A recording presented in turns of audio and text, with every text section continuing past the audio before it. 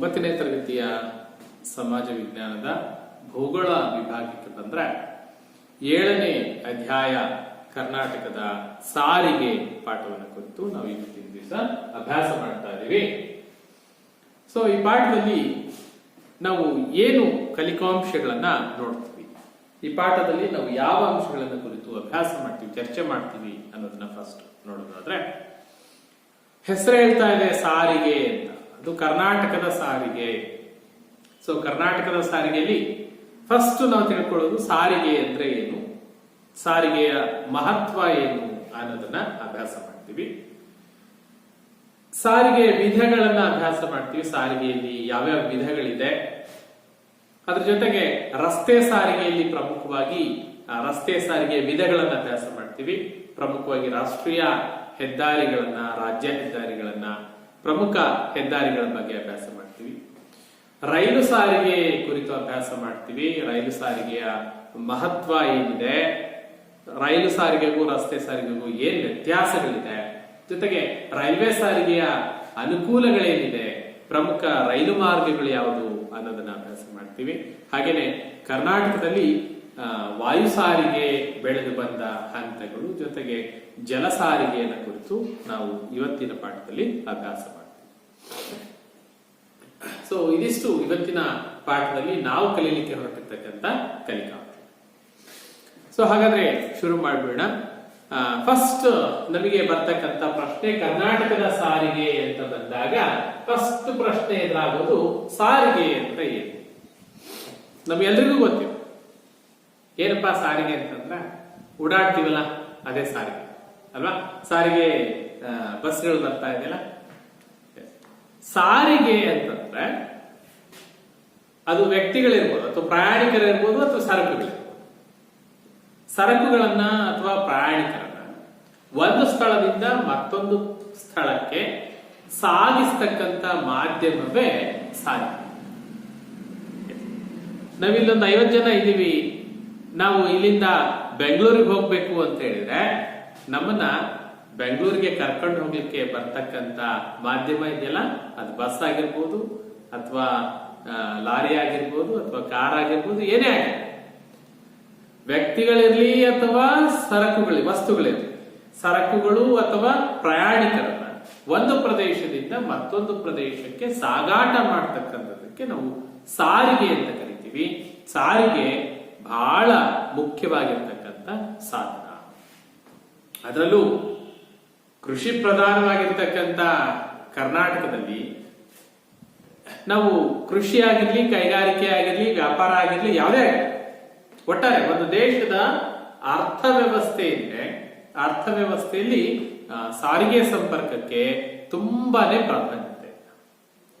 So ಹಾಗಾದ್ರೆ ಸಾರಿಗೆಯ ಮಹತ್ವ ಏನು ಅಂತ ನೋಡ್ತಾ ಬರೋಣ. ಸೊ ಇವತ್ತಿನ ಕಲಿಕಾಂಶದಲ್ಲಿ ಸಾರಿಗೆ ಎಂದರೇನು ಅಂದ್ರೆ ಒಂದು ಡೆಫಿನೇಷನ್ ಬರ್ಕೊಡ್ವಿ. ಸಾರಿಗೆ ಅಂತಂದ್ರೆ ಸರಕುಗಳನ್ನ ಅಥವಾ ಪ್ರಯಾಣಿಕರನ್ನ ಒಂದು ಪ್ರದೇಶದಿಂದ ಮತ್ತೊಂದು ಪ್ರದೇಶಕ್ಕೆ, ಒಂದು ಸ್ಥಳದಿಂದ ಮತ್ತೊಂದು ಸ್ಥಳಕ್ಕೆ ಸಾಗಿಸುವ ಮಾಧ್ಯಮಕ್ಕೆ ನಾವು ಸಾರಿಗೆ ಅಂತ ಕರಿತೀವಿ. ಸಾರಿಗೆಯ ಮಹತ್ವ ಏನು ಅಂತ ನೋಡೋಣ.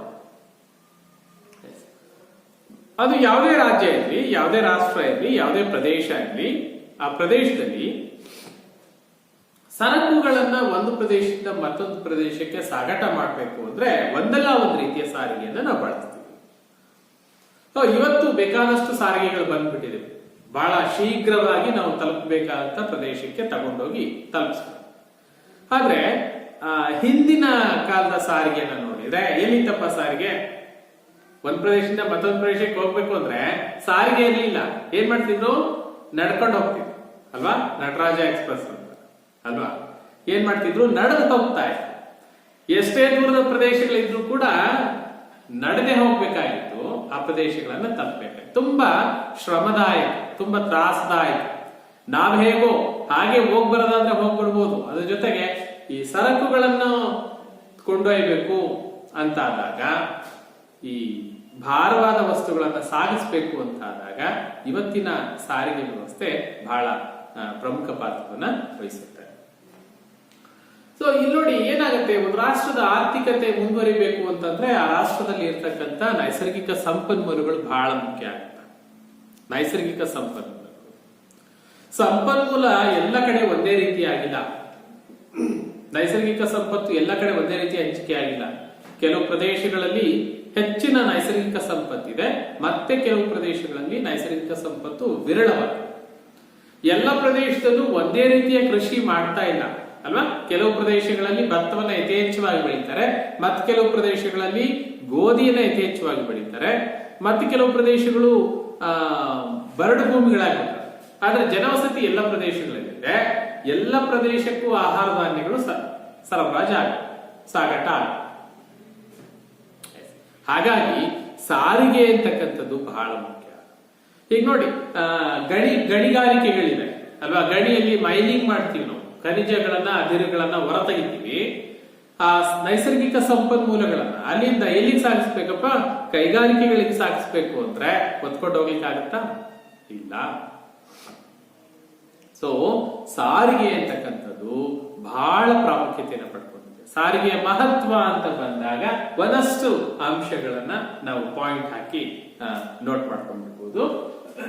ಸಾರಿಗೆ ಅಂತಕ್ಕಂಥದ್ದು ಜೀವನಾಡಿಯಾಗಿದೆ. ಜೀವನಾಡಿ. ಒಂದು ದಿವಸ ಎಲ್ಲಾದ್ರೂ ಭಾರತ್ ಬಂದೋ ಕರ್ನಾಟಕ ಬಂದೋ ಕರೆ ಕೊಟ್ರು ಅಂತಂದ್ರೆ ಎಷ್ಟು ಅಸ್ತವ್ಯಸ್ತ ಆಗತ್ತಲ್ಲ, ಜನಜೀವನ ಅಸ್ತವ್ಯಸ್ತ ಆಗುತ್ತೆ. ನೋಡಿ, ಜನಜೀವನಕ್ಕೂ ಈ ಸಾರಿಗೆಗೂ ಏನ್ ಸಂಬಂಧಪ್ಪ? ಬಸ್ಗಳು ನಿಂತ್ಕೊಳ್ಳುತ್ತೆ, ಲಾರಿಗಳು ನಿಂತ್ಕೊಳ್ಳುತ್ತೆ. ಟ್ರಾನ್ಸ್ಪೋರ್ಟೇಶನ್ ಕಂಪ್ಲೀಟ್ ಬಂದ್ ಆಯ್ತು ಅಂತ ಹೇಳಿದ್ರೆ ನಮಗೆ ದಿನನಿತ್ಯದ ಅವಶ್ಯಕತೆಗಳು ಲಭ್ಯ ಆಗಲ್ಲ ಅಲ್ವಾ. ದಿನ ಬೆಳಗಾದ್ರೆ ನಮಗೆ ದಿನನಿತ್ಯದ ಅವಶ್ಯಕತೆಗಳು ಅಲ್ವಾ. ಪೇಪರ್ ಬೇಕು, ಹಾಲ್ ಬೇಕು, ಮೊಸರು ಬೇಕು ಅಲ್ವಾ. ಸೊ ಬಹಳಷ್ಟು ದಿನನಿತ್ಯದ ಅಗತ್ಯತೆಗಳೇನಿದೆ ಅವು ರೊಟೀನ್ ನಮಗೆ ಬೇಕೇ ಬೇಕು. ಒಂದು ದಿವಸ ಏನಾದ್ರೂ ಸಾರಿಗೆ ನಿಂತ್ಕೊಳ್ತು ಅಂತ ಹೇಳಿದ್ರೆ ನೋಡಿ, ತುಂಬಾ ಕೆಲವೊಂದು ಸಂದರ್ಭಗಳಲ್ಲಿ ಬಂದ್ಗೆ ಕರೆ ಕೊಡ್ತಾರೆ. ಆದ್ರೆ ದಿನನಿತ್ಯದ ಅಗತ್ಯ ವಸ್ತುಗಳಿಗೆ ಯಾವುದೇ ತೊಂದರೆ ಇಲ್ಲ ಅಂತ ಬರ್ತಾ ಇರುತ್ತೆ. ಅಂದ್ರೆ ಡೈಲಿ ನೀಡ್ಸ್ ಏನಿದೆ, ಅದು ಹಾಲಿನ ಸರಬರಾಜು ಇರ್ಬೋದು, ತರಕಾರಿ ಇರ್ಬೋದು, ದಿನಪತ್ರಿಕೆಗಳಿರ್ಬೋದು, ದಿನನಿತ್ಯದ ಅಗತ್ಯತೆಗಳನ್ನು ಬಿಟ್ಟು ಉಳಿದವನ್ನ ಬಂದ್ ಮಾಡ್ತಕ್ಕಂಥ ವ್ಯವಸ್ಥೆ. ಸೊ ಏನೇ ಆಗ್ಲಿ ಸಾರಿಗೆಯ ಮಹತ್ವ ಅಂತ ಬಂದಾಗ ಸಾರಿಗೆ ಒಂದು ರಾಷ್ಟ್ರದ ಜೀವನಾಡಿ ಇದ್ದಂತೆ. ಜೀವನಾಡಿಗೆ ಯಾಕೆ ಕಂಪೇರ್ ಮಾಡ್ತಾರೆ? ಈಗ ನಮ್ಮ ದೇಹದಲ್ಲಿ ಹಾರ್ಟ್ ಇದೆಯಪ್ಪ ಅಲ್ವಾ. ಹಾರ್ಟಿನ ಕೆಲಸ ಏನು? ಬ್ಲಡ್ ಅನ್ನು ಪಂಪ್ ಮಾಡ್ತಾ ಇರುತ್ತೆ. ಆ ಬ್ಲಡ್ ಅನ್ನ ಈ ದೇಹದ ಪ್ರತಿಯೊಂದು ಭಾಗಗಳಿಗೆ ಸರಬರಾಜು ಮಾಡೋದು ಯಾವುದು ಅಂತ ಹೇಳಿದ್ರೆ ರಕ್ತನಾಡಿ ಅಲ್ವಾ. ಅದು ಜೀವನಾಡಿ. ನಾವು ಡಾಕ್ಟರ್ ಹೋದ್ರೆ ಏನ್ ಮಾಡ್ತಾರೆ, ಹಿಂಗ್ ಹಿಡ್ಕೊಂಡು ನಾಡಿ ನೋಡ್ತಾರಲ್ವಾ, ಏನಿದೆ ಪಲ್ಸ್ ರೇಟ್ ಏನಿದೆ, ನಾಡಿ ಮಿಡಿತ ಏನಿದೆ, ಆರೋಗ್ಯ ಹೇಗಿದೆ ಗೊತ್ತಾಗ್ತದೆ. ಹಾಗೆ ಒಂದು ರಾಷ್ಟ್ರದ ಸಾರಿಗೆ ವ್ಯವಸ್ಥೆ, ಸಾರಿಗೆ ಸಂಪರ್ಕ ವ್ಯವಸ್ಥಿತವಾಗಿದ್ದಾಗ ರಾಷ್ಟ್ರ ಆರ್ಥಿಕವಾಗಿ ಅಭಿವೃದ್ಧಿಯ ಪಥದಲ್ಲಿ ಸಾಗ್ತಾ ಇದೆ. ಒಂದು ದಿವಸ ಬಂದಾಯ್ತು ಅಂತ ಹೇಳಿದ್ರೆ ರಾಷ್ಟ್ರಕ್ಕೆ, ಸರ್ಕಾರಕ್ಕೆ ಕೋಟ್ಯಾಂತರ ರೂಪಾಯಿಗಳ ನಷ್ಟವನ್ನು ಉಂಟು ಮಾಡುತ್ತೆ. ಹಾಗಾಗಿ ನೋಡಿ, ಸರ್ಕಾರಗಳು, ರಾಜ್ಯ ಸರ್ಕಾರ ಇರಲಿ, ಕೇಂದ್ರ ಸರ್ಕಾರ ಇರಲಿ, ಯಾವುದೇ ಸರ್ಕಾರಗಳು ಜನಸಾಮಾನ್ಯರ ಬೇಡಿಕೆಗಳಿಗೆ ಸ್ಪಂದಿಸ್ತಾ ಇಲ್ಲ ಅಂತ ಆದಾಗ ಜನಸಾಮಾನ್ಯರು ಉಪಯೋಗಿಸುವಂತ ಅಸ್ತ್ರ ಏನು ಅಂತ ಹೇಳಿದ್ರೆ ಅದು ಬಂದ್ಗೆ ಕರೆ ಕೊಡ್ತೀವಿ. ಬಂದ್ಗೆ ಕರೆ ಕೊಟ್ರೆ ಏನಾಗುತ್ತೆ? ಜನಜೀವನ ಅಸ್ತವ್ಯಸ್ತ ಅಲ್ವಾ. ವ್ಯಾಪಾರ ವಹಿವಾಟುಗಳು ನಡೆಯಲ್ಲ, ಯಾವುದೇ ಸರಕುಗಳು ಸಾಗಾಟ ಆಗಲ್ಲ. ಸೊ ಇದರಿಂದ ಏನಾಗುತ್ತೆ? ಸರ್ಕಾರಕ್ಕೆ ಬರ್ಬೇಕಾದಂತ ಆದಾಯ ಹೊಡ್ತಾ ಬೀಳುತ್ತೆ. ಆ ಆದಾಯ ಹೊಡ್ತಾ ಬೀಳ್ತು, ನಷ್ಟ ಆಯ್ತು. ಆ ನಷ್ಟವನ್ನು ತಪ್ಪಿಸ್ಕೊಳ್ಳಿಕ್ಕೆ ಸರ್ಕಾರಗಳು ಅವರ ಬೇಡಿಕೆಗಳಿಗೆ ಬಂದಿನ ಸಂದರ್ಭಗಳಲ್ಲಿ, ಬಂದ್ಗೆ ಕರೆ ಕೊಟ್ಟಾಗ, ಬಂದು ಪರಿಣಾಮಕಾರಿಯಾದಾಗ ಸ್ಪಂದಿಸಲೇಬೇಕಾದಂತ ಅನಿವಾರ್ಯತೆ ಇರುತ್ತೆ. ಸಾರಿಗೆ ಮಹತ್ವ ಅಂತ ಬಂದಾಗ ಫಸ್ಟ್ ನಾವು ಜೀವನಾಡಿ ಇದ್ದಂತೆ, ಅದು ಕೃಷಿ ಇರ್ಲಿ, ಕೈಗಾರಿಕೆ ಇರ್ಲಿ, ಅಥವಾ ವ್ಯಾಪಾರ ಇರ್ಲಿ, ಪ್ರತಿಯೊಂದು ಸರಾಗವಾಗಿ ನಡಿಬೇಕು ಅಂತ ಹೇಳಿದ್ರೆ ಅದಕ್ಕೆ ಈ ಸಾರಿಗೆ ಅಂತಕ್ಕಂಥದ್ದು ಜೀವನಾಡಿ ಇದ್ದಂತೆ. ಕೃಷಿಯ ಜೀವನಾಡಿ, ಕೈಗಾರಿಕೆಗಳ ಜೀವನಾಡಿ, ವ್ಯಾಪಾರದ ಜೀವನಾಡಿ ಸಾರಿಗೆ. ಒಂದ್ ವೇಳೆ ಸಾರಿಗೆ ಇಲ್ಲ ಅಂತ ಹೇಳಿದ್ರೆ ವ್ಯಾಪಾರಿಗಳಿಗೆ ಸರಕುಗಳು ಅವರ ಅಂಗಡಿಗೆ ಬಂದು ತಲುಪಲ್ಲ ಅಲ್ಲ, ಆರ್ಡರ್ ಹಾಕಿರ್ತಾರೆ. ಆದ್ರೂ ಸರಕು ಸಾಗಾಟ ನಡೀತಾ ಇದೆ ಅಂತಂದ್ರೆ ಸರಕುಗಳು ಅವರ ಅಂಗಡಿಗೆ ಬರುತ್ತೆ, ಅವರು ಮಾರಾಟ ಮಾಡ್ತಾರೆ, ವ್ಯಾಪಾರ ನಡೆಯುತ್ತೆ, ಜೀವನ ನಡೆಯುತ್ತೆ. ಆದ್ರೆ ಆ ಸರಕುಗಳು ಸಾಗಾಟ ನಿಂತ್ಕೊಳ್ತು ಅಂತ ಹೇಳಿದ್ರೆ ಅಲ್ಲಿ ಹಲವಾರು ರೀತಿಯ ತೊಂದರೆಗಳನ್ನ ಎದುರಿಸಲಿಕ್ಕೆ ಕಾರಣ. ಎರಡನೇದು ಆರ್ಥಿಕತೆಯನ್ನ ವೃದ್ಧಿಸ್ಲಿಕ್ಕೆ. ನಾವಾಗ್ಲೇ ಹೇಳ್ತಾ ಇದ್ದೀವಿ ಆರ್ಥಿಕತೆಯನ್ನ ವೃದ್ಧಿಸ್ಬೇಕು ಅಂತ ಹೇಳಿದ್ರೆ ಈಗ ಸಿಗ್ತಕ್ಕಂತ ಸಂಪನ್ಮೂಲಗಳನ್ನ ಗಣಿಗಾರಿಕೆ ಪ್ರದೇಶದಿಂದ ಕೈಗಾರಿಕೆಗಳಿಗೆ ಸಾಗಾಟ ಮಾಡಬೇಕು ಅಂತ ಹೇಳಿದ್ರೆ, ಆರ್ಥಿಕ ಪ್ರಗತಿಯಾಗಬೇಕು ಅಂತಂದ್ರೆ ಸಾರಿಗೆ ಸಂಪರ್ಕ ಬಹಳ ಮುಖ್ಯ. ಕೈಗಾರಿಕೆ ಅಂತ ಹೇಳ್ತೀವಿ, ಕೃಷಿ, ಕೈಗಾರಿಕೆ. ಕೃಷಿಗೆ ಏಕೆ ಬೇಕು ಸಾರಿಗೆ ಅಂತ ನೋಡಿದ್ರೆ, ನೋಡಿ ಕೃಷಿ ಕ್ಷೇತ್ರದಲ್ಲಿ ನಾವು ಉತ್ಪಾದನೆ ಮಾಡ್ತೀವಿ ಅಲ್ವಾ, ಕೃಷಿ ಕ್ಷೇತ್ರದಲ್ಲಿ ಉತ್ಪಾದನೆ ಮಾಡಿದ ಬೆಳೆದಿರ್ತಕ್ಕಂಥ ಬೆಳೆಗಳನ್ನ ಮಾರುಕಟ್ಟೆಗೆ ಸಾಗಾಟ ಮಾಡಬೇಕು ಅಂತ ಹೇಳಿದ್ರೆ ಸಾರಿಗೆ ಅಲ್ವಾ. ನಮಗೀಗ ಅಕ್ಕಿ ಬೇಕಾಗಿದೆ ಅಂತ ಹೇಳಿದ್ರೆ ನಾವೇನು ಅಕ್ಕಿ ಭತ್ತ ಎಲ್ಲಿ ಬೆಳಿತಾರೆ ಅಲ್ಲಿಗೆ ಹೋಗ್ಬಿಟ್ಟು ಅಲ್ಲಿಂದ ತಗೊಂಡ್ಬರ್ಲಿಕ್ಕಾಗತ್ತಾ? ನಾವು ಅಕ್ಕಿ ಬೇಕು ಅಂದ್ರೆ ಎಲ್ಲಿಗೆ ಹೋಗ್ತೀವಿ? ಮಾರ್ಕೆಟ್. ಏನೇ ಸರಕುಗಳು ಬೇಕು ಅಂದ್ರೂ ಮಾರ್ಕೆಟ್ ಅಲ್ವಾ. ಒಂದು ಟಿವಿ ಬೇಕು ಮಾರ್ಕೆಟ್, ಒಂದು ಸೈಕಲ್ ಬೇಕು ಮಾರ್ಕೆಟ್. ಪ್ರತಿಯೊಂದು ನಮ್ಮ ಗ್ರಾಹಕರ ಪ್ರತಿಯೊಂದು ಅಗತ್ಯತೆಗಳನ್ನು ಪೂರೈಸಿಕೊಳ್ಳಿಕ್ಕೆ ನಾವು ಮಾರ್ಕೆಟ್. ಅಂದ್ರೆ ಮಾರುಕಟ್ಟೆಗೆ ಎಲ್ಲ ಸರಕುಗಳು ಬಂದು ಸೇರುತ್ತೆ ಅಂದ್ರೆ ಯಾವ್ದ್ರ ಮೂಲಕ ಸೇರುತ್ತೆ? ಸಾರಿಗೆಯ ಮೂಲಕ ಸೇರುತ್ತೆ. ಕೃಷಿ ಕ್ಷೇತ್ರದಲ್ಲಿ ಉತ್ಪಾದನೆಯಾಗಿರ್ತಕ್ಕಂಥ ಬೆಳೆದಿರ್ತಕ್ಕಂಥ ಧಾನ್ಯಗಳನ್ನ ಮಾರುಕಟ್ಟೆಗೆ ಸಾಗಾಟ ಮಾಡಲಿಕ್ಕೆ ಸಾರಿಗೆ ಬೇಕು. ಹಾಗೇನೆ ಕೃಷಿ ಕ್ಷೇತ್ರಕ್ಕೆ ಬೇಕಾಗಿರ್ತಕ್ಕಂಥ ರಸಗೊಬ್ಬರಗಳು, ಕೀಟನಾಶಕಗಳು, ಯಂತ್ರೋಪಕರಣಗಳನ್ನ ಕೈಗಾರಿಕೆಗಳಿಂದ ಅಲ್ಲಿಗೆ ಸಾಗಿಸ್ಲಿಕ್ಕೆ, ಕೃಷಿ ಕ್ಷೇತ್ರಕ್ಕೆ ಸಾಗಿಸ್ಲಿಕ್ಕೆ ಸಾಧ್ಯ ಅಲ್ವಾ. ಒಂದ್ ಕಡೆ ಕೃಷಿ ಕ್ಷೇತ್ರದ ಉತ್ಪನ್ನಗಳನ್ನ ಮಾರುಕಟ್ಟೆಗೆ ಸಾಗಾಟ ಮಾಡಲಿಕ್ಕೆ, ಮತ್ತೊಂದ್ ಕಡೆ ಮಾರುಕಟ್ಟೆಯಲ್ಲಿ ಲಭ್ಯ ಇರತಕ್ಕಂಥ ಕೃಷಿಗೆ ಅಗತ್ಯವಾಗಿರ್ತಕ್ಕಂಥ ರಸಗೊಬ್ಬರಗಳಿರ್ಲಿ, ಕೀಟನಾಶಕಗಳಿರ್ಲಿ, ಬಿತ್ತನೆ ಬೀಜಗಳಿರ್ಲಿ, ಯಂತ್ರೋಪಕರಣಗಳಿರ್ಲಿ, ಸೊ ಕೃಷಿ ಕ್ಷೇತ್ರಕ್ಕೆ ಅಗತ್ಯವಾಗಿರ್ತಕ್ಕಂಥ ವಸ್ತುಗಳನ್ನ ಸಾಗಾಟ ಮಾಡ್ಲಿಕ್ಕೂ ಕೂಡ, ಮಾರುಕಟ್ಟೆಯಿಂದ ಕೃಷಿ ಕ್ಷೇತ್ರಕ್ಕೆ ಸಾಗಾಟ ಮಾಡ್ಲಿಕ್ಕೂ ಕೂಡ ಸಾರಿಗೆ ವ್ಯವಸ್ಥೆ ಅಗತ್ಯವಾಗಿ ಬೇಕಾಗುತ್ತೆ. ಇನ್ನ ಕೈಗಾರಿಕೆಗಳು, ನಾಗಲೇ ಹೇಳ್ತಾ ಇದ್ದೆ ಅಲ್ವಾ, ಕೈಗಾರಿಕೆಗಳಿಗೆ ಬೇಕಾದ ಕಚ್ಚಾ ವಸ್ತುಗಳನ್ನ, ಈಗ ಕಬ್ಬಿಣದ ಅದಿರು ಬಳ್ಳಾರಿ, ಸಂಡೂರು ಪ್ರದೇಶಗಳಲ್ಲಿ ಕಬ್ಬಿಣದ ಅದಿರು ಸಿಗುತ್ತೆ ಅಂತ ಹೇಳಿದ್ರೆ, ಕಬ್ಬಿಣದ ಅದಿರು ಎಲ್ಲಿ ಲಭ್ಯ ಇದೆಯೋ ಅಲ್ಲಿಂದ ಅದನ್ನ ಕಬ್ಬಿಣ ಉಕ್ಕಿನ ಕಾರ್ಖಾನೆಗೆ ಸಾಗಾಟ ಮಾಡಬೇಕು ಅಂತ ಹೇಳಿದ್ರೆ ಸಾರಿಗೆ ಅಲ್ವಾ. ಒಂದು ಎಕ್ಸಾಂಪಲ್ ಅಷ್ಟೇ, ಖನಿಜಗಳು, ಅದಿರುಗಳು ಎಲ್ಲಿ ಲಭ್ಯತೆ ಇದೆಯೋ, ಅಥವಾ ಕೃಷಿ ಕ್ಷೇತ್ರದಲ್ಲಿ ಈಗ ಕಬ್ಬು ಬೆಳಿತೀವಿ, ಹತ್ತಿ ಬೆಳಿತೀವಿ. ಸೊ ಕಬ್ಬು, ಹತ್ತಿ ಇದು ಕೈಗಾರಿಕೆಗೆ ಬೇಕಾದ ಕಚ್ಚಾ ವಸ್ತು ಅಲ್ವಾ. ಸಕ್ಕರೆ ಕೈಗಾರಿಕೆಗೆ, ಹತ್ತಿ ಬಟ್ಟೆ ಕೈಗಾರಿಕೆಗೆ ಬೇಕಾದ ಕಚ್ಚಾ ವಸ್ತು. ಸೊ ಅವುಗಳನ್ನ ಅಲ್ಲಿಂದ ಕೈಗಾರಿಕೆಗಳಿಗೆ ಸಾಗಿಸ್ಲಿಕ್ಕೆ, ಅಥವಾ ಗಣಿಗಾರಿಕೆ ಪ್ರದೇಶದಿಂದ ಕೈಗಾರಿಕೆಗಳಿಗೆ ಅದಿರುಗಳನ್ನ, ಖನಿಜಗಳನ್ನ ಸಾಗಿಸ್ಲಿಕ್ಕೆ ಏನ್ ಬೇಕು? ಸಾರಿಗೆ ಬೇಕು ಒಂದ್ ಕಡೆ. ಇನ್ನೊಂದ್ ಕಡೆ ಅವುಗಳನ್ನ ಬಳಸಿಕೊಂಡು ಕೈಗಾರಿಕೆಗಳಲ್ಲಿ ಉತ್ಪಾದನೆ ಆಗುತ್ತೆ. ಉತ್ಪಾದನೆ ಆಗಿರ್ತಕ್ಕಂಥ ಸರಕುಗಳನ್ನ ಎಲ್ಲಿಗೆ ಸಾಗಾಟ ಮಾಡಬೇಕು? ಮಾರುಕಟ್ಟೆಗೆ ಸಾಗಾಟ ಮಾಡಲಿಕ್ಕೆ ಮತ್ತೆ ಸಾರಿಗೆ. ದಿನನಿತ್ಯದಲ್ಲಿ ಸಾರಿಗೆ ಬಹಳ ಅಗತ್ಯವಾಗಿ ಬೇಕಾಗುತ್ತೆ. ಒಂದ್ ಕಡೆ ಸರಕುಗಳನ್ನ ಸಾಗಾಟ ಮಾಡ್ಲಿಕ್ಕೆ ಬೇಕು ಬೇಕು ಬೇಕು ಅಂತ ಹೇಳ್ತಿದೀವಿ, ಹಾಗೆ ಆ ಸಾರಿಗೆ ವ್ಯವಸ್ಥೆಯಲ್ಲಿ ಕೆಲಸ ಮಾಡುವವರಿಗೆ ಅದರಿಂದ ಆದಾಯ ಬರುತ್ತೆ ಅಲ್ವಾ. ಅದೊಂದು ವೃತ್ತಿ. ಸಾರಿಗೆ ಅಂತಕ್ಕಂಥದ್ದು ಎಷ್ಟೋ ಲಕ್ಷಾಂತರ ಜನ ಕಾರ್ಮಿಕರಿಗೆ ಅವರಿಗೆ ಉದ್ಯೋಗ ಆಗಿದೆ, ಅವರಿಗೆ ಆದಾಯದ ಮೂಲ ಆಗಿದೆ ಅಲ್ವಾ. ಇವತ್ತು ಡ್ರೈವಿಂಗ್ ಹೋಗಿಲ್ಲ, ಇವತ್ತು ಬಂದಾಯ್ತು ಅಂತ ಹೇಳಿದ್ರೆ ಸರ್ಕಾರಕ್ಕೆ ಹೊಡೆತ ಕೊಡೋದ್ರ ಜೊತೆಗೆ ಅವತ್ತಿನ ಕೂಲಿ ಅವನಿಗೆ ಸಿಗೋದಿಲ್ಲ. ಸೊ ಅದು ಕೂಡ ಬಹಳ ಮುಖ್ಯ.